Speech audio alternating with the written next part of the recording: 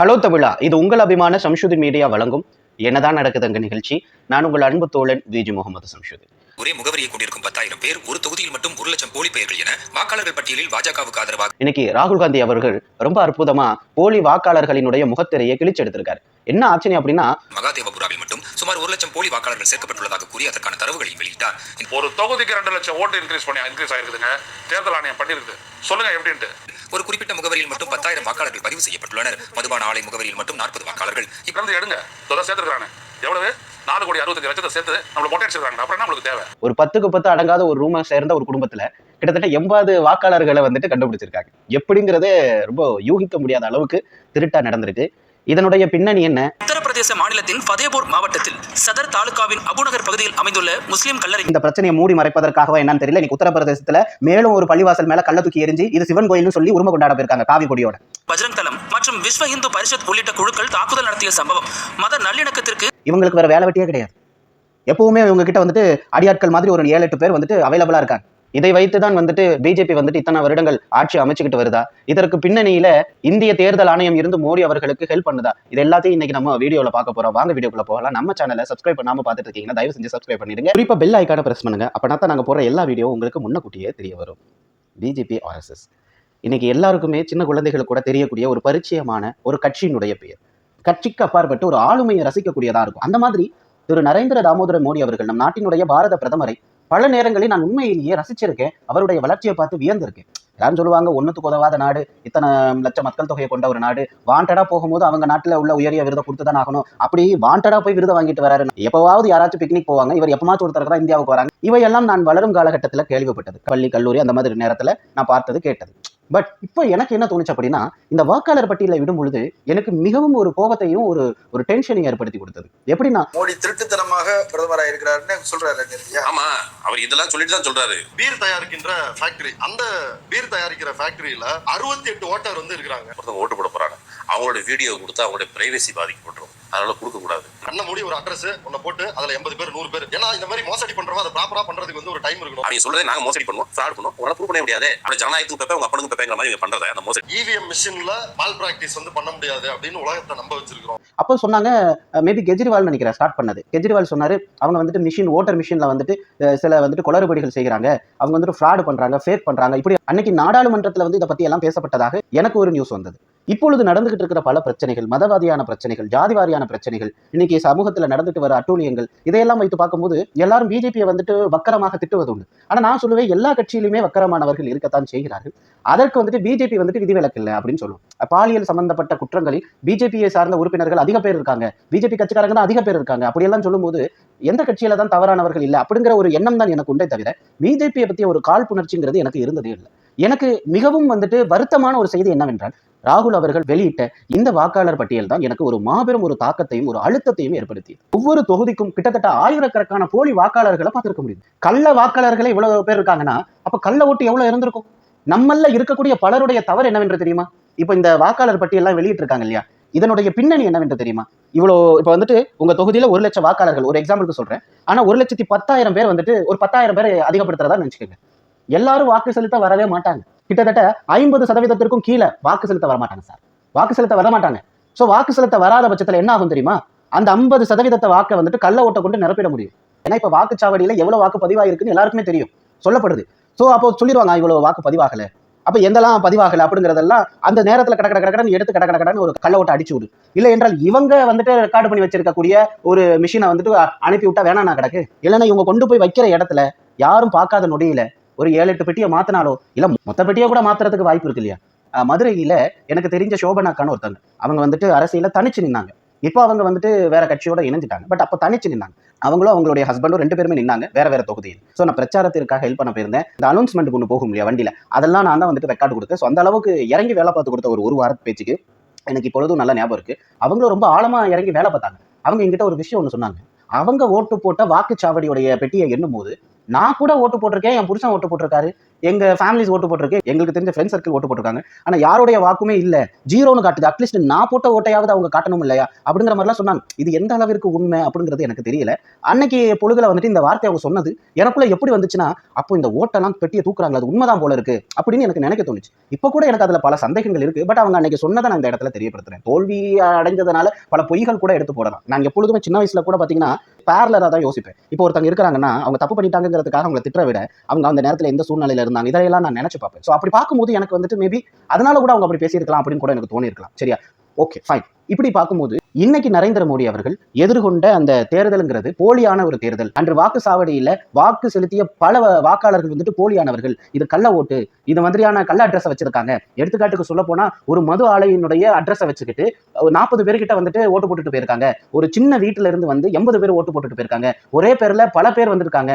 ஒரு வீட்டு அட்ரஸ்ல 1000 பேர் ஓட்டு போட்டிருக்காங்க, 10,000 பேர் போட்டிருக்காங்க. இப்படி அடுக்கடுக்கா அடுக்கக்கூடிய ஆதாரங்களை வந்துட்டு ராகுல் காந்தி அவர்கள் வெளியிட்டதை வைத்து இந்தியா முழுவதும் இன்னைக்கு பேசும் பொருளாக இது ஆகிவிட்டது. குறிப்பா இப்ப இன்னைக்கு பல இடத்துல நீங்க பாத்தீங்கன்னா காங்கிரஸ் வந்துட்டு போராட்டம் பண்ணிக்கிட்டு இருக்குது. அதையுமே இன்னைக்கு நம்ம பார்க்க முடிகிறது. சோ இதையெல்லாம் வைத்து பார்க்கும்பொழுது உண்மையிலேயே இதற்கு பின்னணியில யார் இருக்காங்கன்னா பிஜேபி இருக்குதா, அல்லது பிஜேபிக்கு பின்னணியில தேர்தல் ஆணையம் இருக்குதா, இல்ல தேர்தல் ஆணையத்திற்கும் பிஜேபிக்கும் இதுல சம்பந்தமே இல்ல, இதை வந்துட்டு தேவையில்லாம ஜோடிக்கிறாங்க அப்படிங்கிற மாதிரியா, இல்ல இவங்க வெளியிட்ட ஆதாரங்கள் அனைத்தும் ஃபேக்கா, இப்படி எல்லாம் மக்கள் மத்தியில ஒரு பெரிய எதிர்பார்ப்பை ஏற்படுத்தி இருக்கு. பல வருஷங்களாக மிஷின்ல யாருக்கு ஓட்டு போட்டாலும் பிஜேபிக்கு தான் போய் சேருவதாக ஒரு குற்றச்சாட்டு இருந்தது. பிறகு கள்ள ஓட்டு நிறைய விழுவதாக ஒரு குற்றச்சாட்டு இருந்தது. இன்னைக்கு எடுத்துட்டு வந்து பார்க்கும்போது இப்படி வாக்காளர்களை வச்சு இன்னைக்கு வந்துட்டு ஆட்சி அமைத்து கோட்டையை பிடிக்கிறாங்க அப்படிங்கிற ஒரு குற்றச்சாட்டை வைக்கும்போது இது எந்த அளவிற்கு போகும்னு தெரியாது.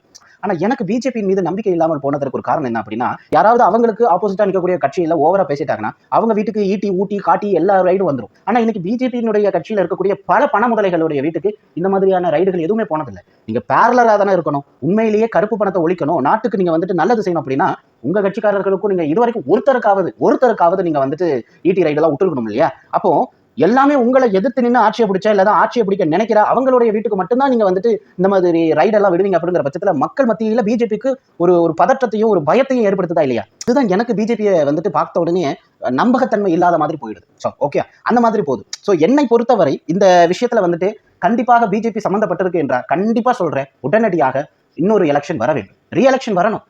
இப்படியே போயிட்டு இருந்தா எப்படிங்க சார்? தாயை இன்னொருவரோடு அனுப்பி விடுவதற்கு சமமானது கள்ள ஓட்டு போடுறது. இதை யாரு செஞ்சாலும் தப்பு தான். அதை டிஎம்கே செஞ்சா என்ன, ஏடிஎம்கே செஞ்சா என்ன, பிஜேபி செஞ்சா என்ன, காங்கிரஸ் செஞ்சா என்ன, யாரு செஞ்சா என்ன, தவறு தான். சரி, இவ்வளவு தப்பு நடக்க இதற்கெல்லாம் காரணம் யாரு தெரியுமா? மக்களாகிய நான் தான். வெக்க கேடுங்க. நம்ம எல்லாருக்கும் ஓட்டு உரிமை இருக்கு, ஆனா எல்லாரும் ஓட்டு போடுறோமா? கவர்மெண்டே அன்னைக்கு லீவு விடுதுங்க, ஆனாலும் கூட நம்ம ஓட்டு போறது இல்லை. பக்கத்துல நம்ம ஊருக்கு பக்கத்துல நடக்கிற ஒரு ஸ்கூல்ல தான் மேக்சிமம் வந்துட்டு ஒரு எலெக்ஷன் நடக்க போகுது. அந்த இடத்துக்கு போயிட்டு வரதுக்கு உங்களுக்கு கஷ்டமா? எனக்கு புரியலையே. கடைக்கு போகாம இருக்கிறோமா, இல்ல நம்ம அன்றாட தேவைக்கு போகாம இருக்கிறோமா? டாஸ்மார்க்ல மணிக்கணக்க நிக்க தெரியுது, ஏன் ரேஷன் கடையில மணிக்கணக்க நிக்க தெரியுது? ஓட்டு போறதுக்கு மட்டும் உங்களுக்கு என்ன புளிக்குதா, கசக்குதா? இன்னைக்கு வாக்காளர்கள் எல்லோரும் நம்ம என்ன பண்ணிக்கிட்டு இருக்கிறோம்? நம்மளுடைய உரிமையை இழந்துகிட்டு இருக்கிறோம். நம்ம போடுற ஓட்டுல ஒருத்தன் உருவாகலாம் அப்படிங்கிற பட்சத்துல சந்தோஷப்படலாம். ஆனா இப்படி போலித்தனமா நிறைய பேர் உள்ள வந்து நம்மளை வந்துட்டு ஏமாத்திட்டு போறாங்கன்னா அப்ப நமக்கு மூளை இருந்து எதற்கு? நம்ம எல்லாம் உடல்ல உடை அணிந்து எதற்கு? இந்த தேசத்துல இந்தியன் என்று சொல்வது எதற்கு? எந்த நாட்டிலேயாவது இந்த அக்கிரமம் நடக்குதா? அப்படி நடந்தா அதற்கு பேர் ஒரு நல்ல நாடா? இதுதான் என்னுடைய கேள்வி. சோ என்னை பொறுத்தவரை இந்த ஒரு குற்றச்சாட்டை வந்துட்டு இன்னைக்கு காங்கிரஸ் தலைவர் அவர்கள் வைத்திருக்கிறார். சத்தியமாக இது உண்மை என்று நிரூபிக்கும் பட்சத்தில் தக்க தண்டனை கொடுக்க வேண்டும். இல்லை என்றால் ஜோடித்த வழக்காக இருப்பினும் அதே குற்றம் சாட்டியவர்களின் மீது பாய வேண்டும். இதுதான் என்னுடைய கோரிக்கை. யாரா இருந்தாலும் ஜனநாயக விஷயத்துல வந்துட்டு கை வைக்க கூடாதுங்க. இந்த நீதிபதிகள், அதற்கு பிறகு இந்த தேர்தல் ஆணையம், அரசியல்வாதிகள், போலீஸ் அதிகாரிகள், இவர்கள் எல்லாம் தனித்தனியாக ஒதுக்க வேண்டும். பிஎம், பிரைம் மினிஸ்டர், சிஎம்க்கு கொடுக்கக்கூடிய அதே மரியாதையை போலீஸ் டிபார்ட்மெண்ட்ல, ராணுவ டிபார்ட்மெண்ட்ல, அதுக்கப்புறம் உச்ச நீதிமன்றம், உயர் நீதிமன்றம், இதுல இருக்கக்கூடிய தலைமை நீதிபதிகள், அதற்கு பிறகு தேர்தல் ஆணையம், இவர்களுக்கெல்லாம் கொடுக்குறீங்க, தனித்தனியான உரிமைகள் கொடுக்குறீங்க. பட் அதை அதிகப்படுத்தணும். இப்பொழுது அவங்களுக்கு கீழே வேலை பார்க்கறவங்க எல்லாம் தைரியமா வேலை பார்க்க முடியும். இல்லை என்றால் எந்த ஆட்சி அமைதோ அந்த ஆட்சிக்கு தான் நம்ம ஃபேவரா இருக்கணுங்கிற மாதிரி போயிடும். அப்படி இருக்கக்கூடாது. இந்த நாட்டில் நீதி நிலை குலைந்து போனது என்றால் இந்த நாட்டில் வாழ்வதற்கே நமக்கு தகுதியற்று போய்விடும். சமமா இருக்கணும். எப்படி வாக்குரிமை என்பது மிக மிக அவசியமோ அந்த வாக்கு கண்ணியமாக நம்ம போடுறவருக்கு போய் சேரணும். அதை விட்டுட்டு இப்படி எல்லாம் வந்துட்டு சிந்தி செதறி நாசமாகுது என்றால் எவ்வளவு வேதனையாக இருக்கு. இதை கேட்கும் போதே என் ரத்தம் எல்லாம் கொதிக்குதுங்க. கள்ள ஓட்டு போடக்கூடாதுன்னு சொல்லிக்கிட்டு வரோம். எங்கெங்கெல்லாம் மைய வச்சு தேய்க்கிறீங்க நீங்க. ஆனா அந்த மைய சக மனிதனால அழிக்க முடியலையே. கிட்டத்தட்ட எனக்கு அந்த மை வந்துட்டு 1 மாதத்திற்கு மேல நின்னுச்சுங்க. ஏன் வேற இல்ல? அப்ப 1 மாதத்திற்கு மேல எங்களுக்கு நீங்க வச்ச மை வந்துட்டு இருக்குது. அது எப்படி கள்ள ஓட்டு போறவனுக்கு மட்டும் அந்த மைய அழிக்கிறதுக்கு மருந்து கிடைக்குது? இதையெல்லாம் நம்ம கண்டுபிடிக்கணுமா இல்லையா? ஒரு வாக்குச்சாவடியில ஒருத்த மறுபடியும் வந்து வாக்கு போட வரானா அதை கூட நம்மளால கண்டறியக்கூடிய கருவிகளை நம்ம இன்னைக்கு கண்டுபிடிக்க வைக்கவில்லை என்றால் நம்ம எல்லாம் எதற்கு டிஜிட்டல் இந்தியான்னு சொல்லிட்டு தெரியும் சார்? இன்னைக்கு அமெரிக்கா உட்பட முன்னணி நாடுகள் எல்லாமே வாக்குச்சீட்டுல தான் தன்னுடைய வாக்கை வந்துட்டு பதிவு செய்யும் பட்சத்துல நமக்கு மட்டும் எதுக்கு சார் மிஷின்? இந்த மாதிரி எல்லாம் ஃப்ராடுத்தனம் பண்றதுக்கா? எத்தனை வருடங்களாக மக்கள் இந்த கேள்வியை கட்டிட்டு வராங்க. இந்த காதுல வாங்கிட்டு இந்த காதுல விடுறீங்க. நாங்க நேர்மையா தேர்தலை எதிர்கொள்றோம், ஓகே, வாக்குப்பதிவு இயந்திரத்தை தூக்கி ஏறி வா, வாக்குச்சீட்டுக்கு வா, ஒரே நாடு ஒரே கொள்கைன்னு சொல்றீங்க இல்லையா, ஒரே தேர்தல் ஒரே நாள்ல ரிசல்ட்னு சொல்லுங்க. வெளிநாடுகள் அந்த கொள்கை இருக்குல்ல சார். காலையில 6 மணிக்கு ஆரம்பிக்கிற தேர்தல் ஈவினிங் 6 மணிக்கு முடிஞ்சு அதுக்கப்புறம் என்ன ஆரம்பிச்சு மறுநாள் 6 மணிக்கு வந்துட்டு ரிசல்ட்டை வெளியிட்டு அன்னைக்கு ஈவினிங் 6 o'clock வந்துட்டு பதவி ஏற்க வைக்கக்கூடிய அந்த தருணத்தை ஏற்படுத்துங்க. இங்க என்ன கேவலம் அப்படின்னா, பதவி ஏற்பதற்கு கூட ஒரு நல்ல நேரம் தேவைப்படுது. என்னத்தை சொல்றதுன்னு எனக்கு தெரியல. மொத்தமா இருக்கக்கூடிய இந்த குப்பை விஷயத்தெல்லாம் தூக்கி எறிஞ்சிட்டு நல்ல நல்ல விஷயங்களை உருவாக்குங்க. எனக்கு என்ன ஆசைன்னா, எதிர்காலத்துல இந்த மாதிரியான விஷயங்கள் எல்லாம் இல்லாம நீதி நேர்மைக்கும் நல்ல ஒரு ஆளுமைக்கும் மட்டுமே ஓட்டு போடக்கூடியதாக இருக்கணும். இங்க மதவெறி, ஜாதி வெறி, இனவெறி இது எதுவுமே இல்லாம நிம்மதியாக வாக்கு செலுத்தக்கூடிய, ஏன்னா மத்திய ஆளும் பொழுது இனவெறி கூட இருக்கக்கூடாது. நம்ம எல்லாரும் ஒற்றுமையாக இருக்கணும், இந்தியராக இருக்கணும், இந்தியராக ஓட்டு போடணும். ஐயோ நம்ம கட்சிக்காரன், ஐயோ நம்ம ஜாதிக்காரன், நம்ம மதத்துக்காரன், நம்ம இனத்துக்காரன், தேவையில்லை அந்த மாதிரி ஓட்டெல்லாம் போடவே கூடாது. எப்படி போடணும்?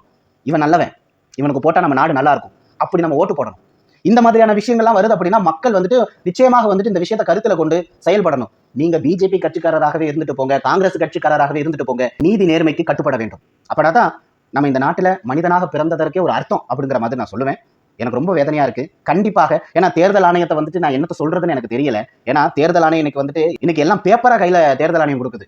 அதுதான் ரொம்ப வேதனையா இருக்கு. ஏன் பேப்பரா கையில கொடுக்குறீங்க? இப்ப டிஜிட்டல்ல கொடுத்தான்னு சட தட்டி நம்ம கண்டுபிடிச்சிட முடியும். ஆனா எல்லாம் பேப்பர்ல வச்சு பாரு, இதை நீ எண்ணி முடிக்கிறதுக்கு எத்தனையோ வருடங்கள் ஆகும் இல்லையா, நீ சரி பார்க்கறதுக்கு. அதுக்கப்புறம் அது கரெக்ஷன் போகும், எவ்வளவு விஷயம் இருக்கு. ஸோ அதனால அந்த பேப்பரா கொடுக்குது. நீங்க உங்க மேல நியாயம் இருந்துச்சுன்னா நீங்க வந்துட்டு இப்படி கொடுத்துருக்க கூடாது இல்லையா? டிஜிட்டல் இந்தியான்னு சொல்றீங்க இல்லையா, நீங்க ஏன் டிஜிட்டல்ல கொடுக்காம வந்துட்டு பேப்பரா கொடுக்குறீங்க? கிட்டத்தட்ட என் உசரத்துக்கு இருக்குது. இவ்வளவு பேப்பரை என்னைக்கு உட்கார்ந்து அவங்க வந்துட்டு சரி பார்க்கறது? வீடியோ கேட்டாங்கன்னா அதற்கு ஒரு காரணம் சொல்றது. ரொம்ப வேதனையா இருக்குங்க, ரொம்ப ரொம்ப வேதனையா இருக்கு. இதே நிலைப்பாடை கொண்டு இந்தியா நகர்ந்துச்சுன்னா நாசமா போயிடும். இங்க மதவெறி, கோவில், ஏன்னா இப்போ வந்துட்டு இந்த பிரச்சனையை மூடி மறைப்பதற்காகவா என்னன்னு தெரியல, இன்னைக்கு உத்தரப்பிரதேசத்துல மேலும் ஒரு பள்ளிவாசல் மேல கள்ள தூக்கி எரிஞ்சு இது சிவன் கோயில்னு சொல்லி உரிமை கொண்டாட போயிருக்காங்க காவி கொடியோட. இவங்களுக்கு வேற வேலை வெட்டியே கிடையாது. எப்பவுமே இவங்க கிட்ட வந்துட்டு அடியாட்கள் மாதிரி ஒரு 7-8 பேர் வந்துட்டு அவைலபிளா இருக்காங்க. கருத்தை வந்துட்டு திசை திருப்புறதுக்கு, நடந்துட்டு இருக்கிற பிரச்சனையை திசை திருப்புறதுக்கு ஈஸியா. ஏன்னா நம்ம தான் ஒரு பிரச்சனையை விட்டுட்டு இன்னொரு பிரச்சனைக்கு பின்னாடி போயிருவோமே. நம்ம மனநிலையை நல்லா அறிஞ்சு வச்சிருக்காங்க நம்ம நாட்டு ஆட்சியாளர்கள்லாம்.